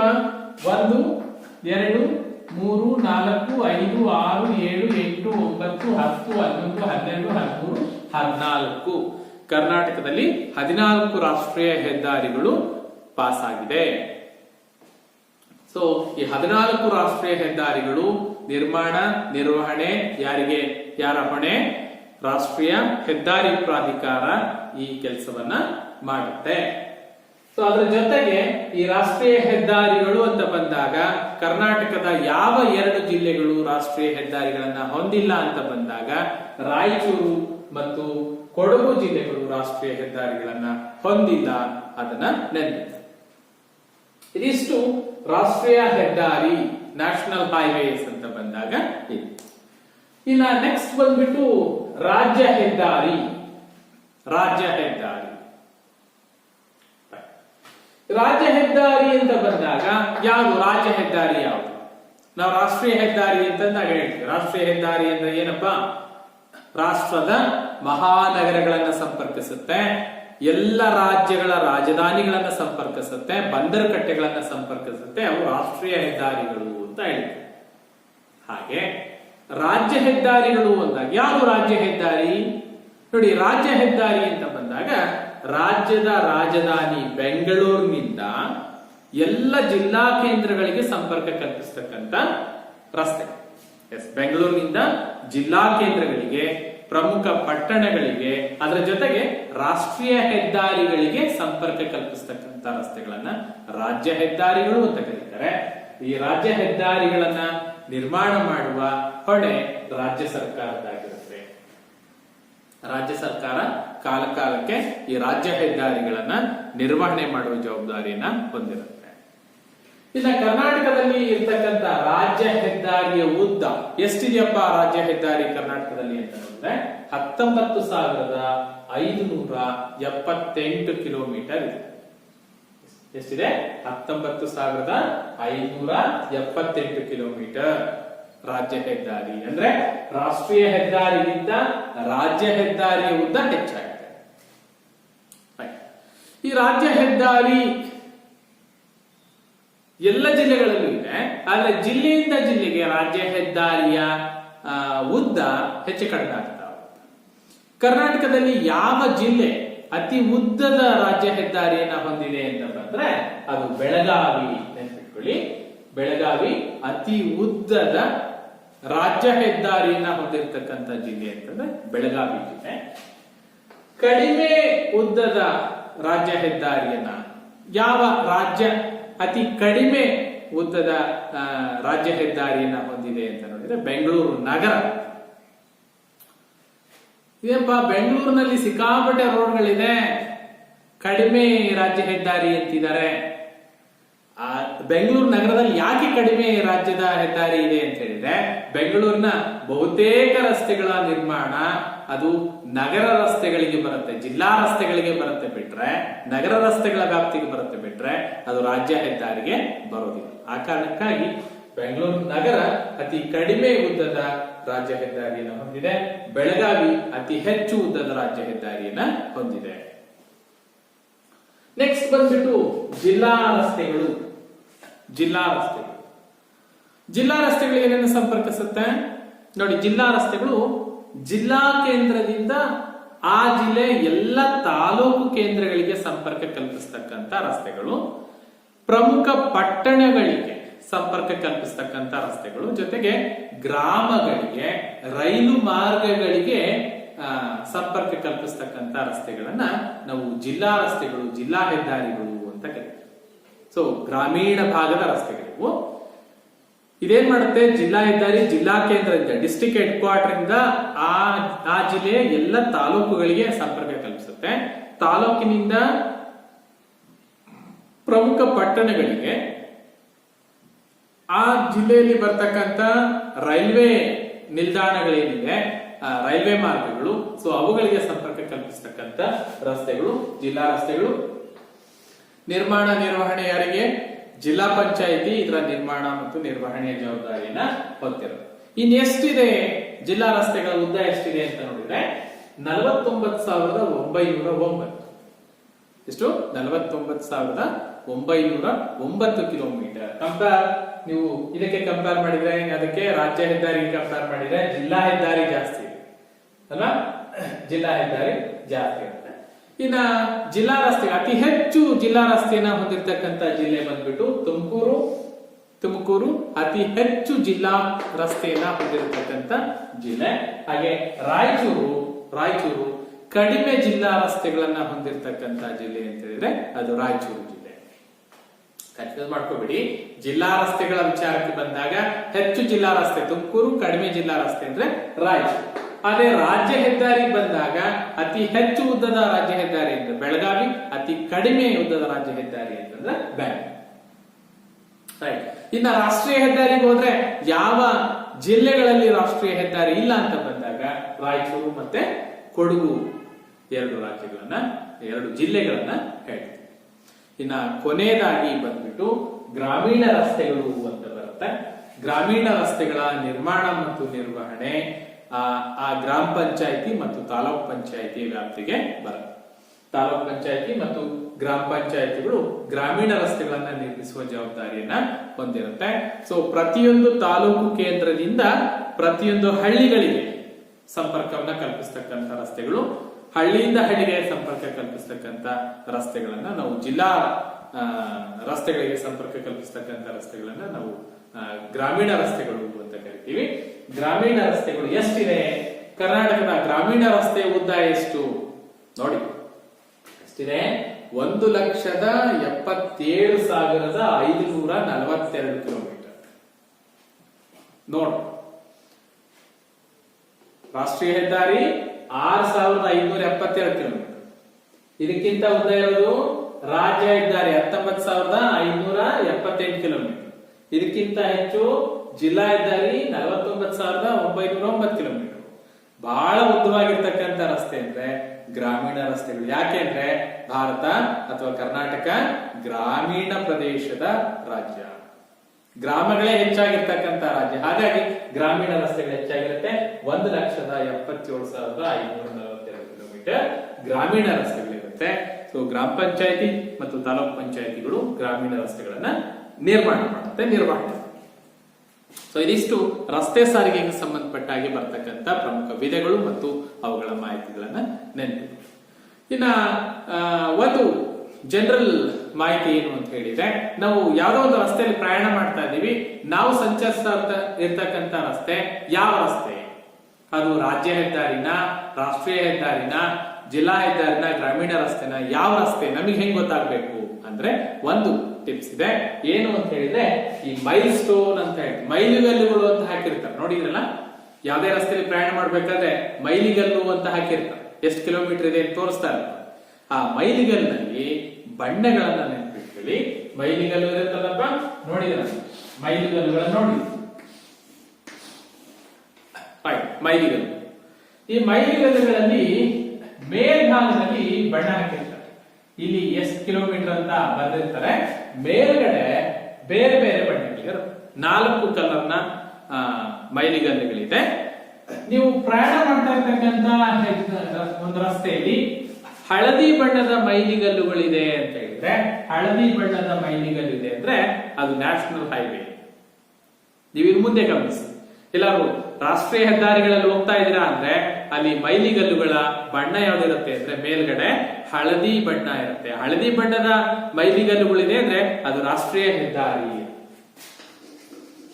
ಅದೇ ಹಸಿರು ಬಣ್ಣದಿಂದ ಇತ್ತು, ಮೇಲ್ಗಡೆ ಹಸಿರು ಬಣ್ಣ ಇದೆ ಮೈಲಿಗಲ್ಲಿನಲ್ಲಿ ಅಂದ್ರೆ ಅದು ರಾಜ್ಯ ಹೆದ್ದಾರಿ ಅನ್ನೋದನ್ನ ನೆನಪು. ಅದೇ ಮೇಲ್ಭಾಗ ಕಪ್ಪು ಬಣ್ಣದಲ್ಲಿದೆ ಅಥವಾ ಡಾರ್ಕ್ ಬ್ಲೂ ಕಲರ್ ಅಲ್ಲಿ ಇದೆ ಅಂತ ಹೇಳಿದ್ರೆ ಹೆದ್ದಾರಿ. ನಾವು ಸಾಕ್ತಾ ಇರ್ತಕ್ಕಂಥ ಹೆದ್ದಾರಿ ಯಾವ್ದು ದಾರಿ ತಪ್ಪಿಟ್ಟಿರ್ತೀರಾ, ಹೊತ್ತು ನಾನು ಎಲ್ಲಿದ್ದೀನಿ, ಯಾವ ರಸ್ತೆಯಲ್ಲಿ ಇದ್ದೀನಿ ಅಂತಂದ್ರೆ ಮೈಲಿಗಲ್ಲು ನೋಡಿ ನೀವು ರಾಜ್ಯ ಹೆದ್ದಾರಿಲಿ ಇದ್ದೀರಾ, ಜಿಲ್ಲಾ ಹೆದ್ದಾರಿಲಿ ಇದ್ದೀರಾ, ಅಥವಾ ರಾಷ್ಟ್ರೀಯ ಹೆದ್ದಾರಿಲಿ ಇದ್ದೀರಾ, ಅಥವಾ ಹಳ್ಳಿಗಳ ಹತ್ರ ಗ್ರಾಮೀಣ ರಸ್ತೆಗಳಲ್ಲಿ ಇದ್ದೀರಾ ಅನ್ನೋದು ಗೊತ್ತಾಗುತ್ತೆ. ಕಪ್ಪು ಅಥವಾ ಡಾರ್ಕ್ ಬ್ಲೂ. ರೈಟ್. ಇನ್ನ ಕೆಂಪು ಬಣ್ಣದಲ್ಲಿದ್ರೆ, ಕೆಂಪು ಅಥವಾ ಕೇಸರಿ ಬಣ್ಣದಲ್ಲಿ ಇರುತ್ತೆ. ಸೊ ಇದನ್ನ ನಾವು ಗ್ರಾಮೀಣ ರಸ್ತೆಗಳು ಅಂತ ಕರಿತೀವಿ. ಸೊ ಇದನ್ನ ನೀವು ಗಮನದಲ್ಲಿ ಇಟ್ಕೊಳ್ಳಿ. ಹಳದಿ ಬಣ್ಣದಲ್ಲಿದ್ರೆ ರಾಷ್ಟ್ರೀಯ ಹೆದ್ದಾರಿ, ಹಸಿರು ಬಣ್ಣದ ಮೈಲಿಗಲ್ಲುಗಳಿದ್ರೆ ರಾಜ್ಯ ಹೆದ್ದಾರಿ, ಕಪ್ಪು ಅಥವಾ ಡಾರ್ಕ್ ಬ್ಲೂ ಕಡು ನೀಲಿ ಬಣ್ಣದಲ್ಲಿದ್ರೆ ಅದನ್ನ ನಾವು ಜಿಲ್ಲಾ ಹೆದ್ದಾರಿ ಅಂತ ಕರಿತೀವಿ. ಹಾಗೆ ಕೆಂಪು ಬಣ್ಣ ಅಥವಾ ಕೇಸರಿ ಕಲರ್ಲಿ ಮೇಲ್ಗಡೆ ಭಾಗ ಇದ್ರೆ ಅದನ್ನ ನಾವು ಗ್ರಾಮೀಣ ರಸ್ತೆಗಳು ಅಂತ ಕರಿತೀವಿ. ಇದು ಸುಲಭವಾಗಿ ನಿಮಗೆ ನಾವು ಪ್ರಯಾಣಿಸ್ತಾ ಇರತಕ್ಕಂತ ರಸ್ತೆ ಯಾವ ರಸ್ತೆ ಅಂತ ತಿಳಿಯಲಿಕ್ಕೆ ನೆರವಾಗುತ್ತೆ. ಸೊ ಇದಿಷ್ಟು ರಸ್ತೆ ಸಾರಿಗೆಗೆ ಸಂಬಂಧಪಟ್ಟ ಹಾಗೆ ನಾವು ನೆನಪಿಟ್ಕೊಳ್ಬೇಕಾಗಿರ್ತಕ್ಕಂಥ ಅಂಶಗಳು. ಸೊ ಮುಂದಿನ ತರಗತಿಯಲ್ಲಿ ಮುಂದಿನ ಸಾರಿಗೆಯ ವಿಧಗಳ ಬಗ್ಗೆ ಅಭ್ಯಾಸ ಮಾಡೋಣ. ಸೊ ಅಲ್ಲಿವರೆಗೂ ಧನ್ಯವಾದ.